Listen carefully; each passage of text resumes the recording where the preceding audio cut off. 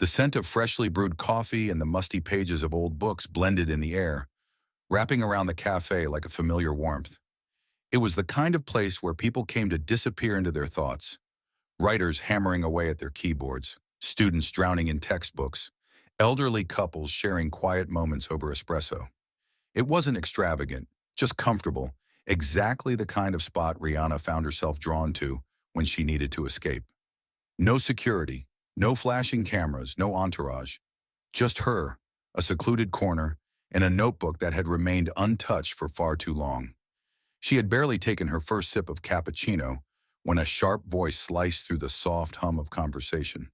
"I'm sorry, but we have the right to refuse service," a woman behind the counter snapped, her tone edged with irritation.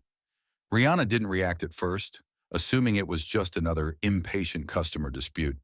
But then came the next words, the ones that made her grip tighten around her cup. "You people always do this. You come in here, take up space, and expect us to cater to you." Rihanna's eyes flickered upward. A young black woman, no older than her early 20s, stood frozen at the register, her expression a mix of disbelief and hurt. She was dressed simply, jeans, a hoodie, a backpack slung carelessly over one shoulder. She wasn't causing a disturbance. If anything, she looked too stunned to respond. "I just wanted a coffee," the young woman finally murmured, her voice barely a whisper. The barista, a white woman with a starched apron and the self-assured air of someone who relished small power trips, scoffed. "We don't serve people who make our customers uncomfortable. You should try somewhere else." A coldness settled in Rihanna's chest. She scanned the cafe. A few people had heard, but they quickly looked away, pretending to be absorbed in their screens or drinks. Others shifted uncomfortably, their expressions torn between curiosity and cowardice. The girl swallowed, her hands balling into fists at her sides. She looked like she wanted to fight back, like she had thought of 1,000 comebacks for moments like these, but all that came out was a shaky breath. Rihanna pushed back her chair. She wasn't someone who usually waded into public altercations. Years in the spotlight had taught her to choose her battles, to weigh the consequences of every move. But this was different. She adjusted the hood of her oversized sweater as she strode to the counter. "You know," Rihanna said, her voice calm but carrying an unmistakable edge, "I was just thinking how much I love this cafe. The ambiance, the coffee, the way the staff treats people like absolute trash." The barista turned sharply, irritation flashing across her face. "Excuse me. You heard me." Rihanna folded her arms. What exactly makes her so uncomfortable to serve? The fact that she's black? Or is it just that she's not spending enough money to make it worth your while? The cafe fell into stunned silence. A few customers exchanged uneasy glances. "This has nothing to do with race," the barista spat, her face turning red. "I just—" "Right," Rihanna cut her off, her gaze unwavering. "Because I'm sure you turn away plenty of white customers for no reason too, huh?" The barista's mouth opened and shut, no words coming out. Rihanna turned to the girl. "What's your order?" The young woman hesitated, unsure. "A caramel latte." Rihanna reached into her pocket and placed a crisp bill on the counter. "Make that too." The barista hesitated, her lips pursed. She was weighing her next move, deciding whether this was a hill worth dying on. After a long, tense moment, she yanked the bill off the counter and started making the drinks. Rihanna turned back to the girl with a small, reassuring smile. "Sit with me?" The young woman nodded hesitantly, still looking like she was trying to process what had just happened. As they walked back to Rihanna's quiet corner, hushed murmurs buzzed through the cafe. A few people had their phones out, recording. Rihanna could feel it. She didn't care. "You didn't have to do that," the young woman said as they sat down. "Yeah," Rihanna said, taking another sip of her coffee. "I did." And as the cameras captured the moment, the global superstar standing up for someone who had no one, Rihanna knew that this wasn't over. This was just the beginning of something much bigger. For a few moments, the cafe hummed with an uneasy silence. The barista worked stiffly behind the counter, the clinking of cups and the hiss of steaming milk, the only sounds filling the space. People pretended to go back to their conversations, but their eyes kept flicking toward Rihanna and the young woman across from her. The weight of what had just happened lingered in the air, heavy and unshakable. The girl, who had introduced herself as Maya, sat stiffly, her hands wrapped around the paper cup as if it were the only thing anchoring her in place. Rihanna could tell she was still processing, still replaying the moment over and over in her mind, still deciding whether to feel grateful or furious that someone had stepped in. Maya exhaled slowly, finally lifting her gaze. You really didn't have to do that. Rihanna raised a brow. We covered this already. She leaned back, sipping her drink. People like that? They don't stop unless someone makes them stop. Maya looked down at the cup in her hands, the warm caramel scent swirling up with the steam. It's just, you get used to it, you know? You learn to keep your head down, to just leave, because most times no one says anything. They just watch. Rihanna studied her for a moment, then tilted her head toward the counter. She was counting on that, you know, that no one would say anything, that you'd just leave and she'd get to feel powerful for 5 minutes. That's how people like that keep doing what they do. Maya swallowed hard. Yeah, I know. She let out a dry, humorless laugh. Guess she wasn't expecting you to be sitting in the corner of her cafe today. Rihanna smirked. Bad luck for her, huh? A shadow fell over their table before Maya could respond. Rihanna didn't need to look up to know it was the barista. The woman stood rigid, a forced politeness stretched across her face, but the tightness around her mouth betrayed her frustration. Ma'am, I'd appreciate it if you didn't make a scene in my cafe, the barista said, her voice clipped, controlled. Rihanna let out a slow breath and set her cup down. A scene? She tilted her head. That's interesting. I don't remember raising my voice. Do you, Maya? Maya blinked, clearly unsure whether she was supposed to answer. Rihanna turned her gaze back to the barista. What's really bothering you? That I called you out? Or that people actually noticed this time? The barista's jaw tightened. I just want my customers to feel comfortable. Rihanna's lips curled, but it wasn't a smile. You mean the white ones? The barista flinched. I'm curious, Rihanna continued, her voice smooth but razor sharp. If I hadn't stepped in, if she had just walked out quietly, would you even remember her tomorrow? Or would she be just another nameless person you gotta shove out the door? The woman opened her mouth, then closed it. Rihanna nodded, as if she'd already known the answer. That's what I thought. The tension in the cafe had thickened into something almost suffocating.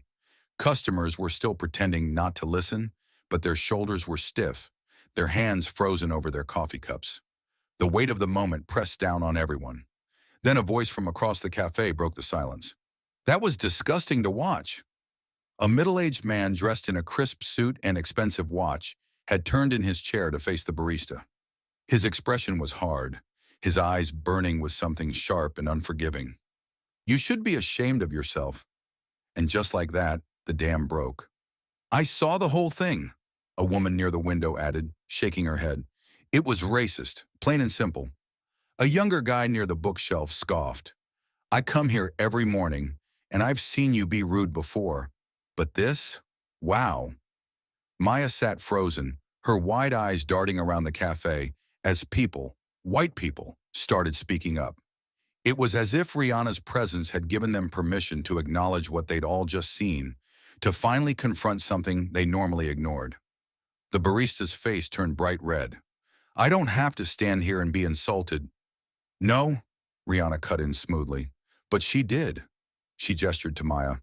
And every other person you've pulled this on. The woman swallowed hard, her throat bobbing. She was trapped, and she knew it. For the first time, she wasn't the one in control of the room.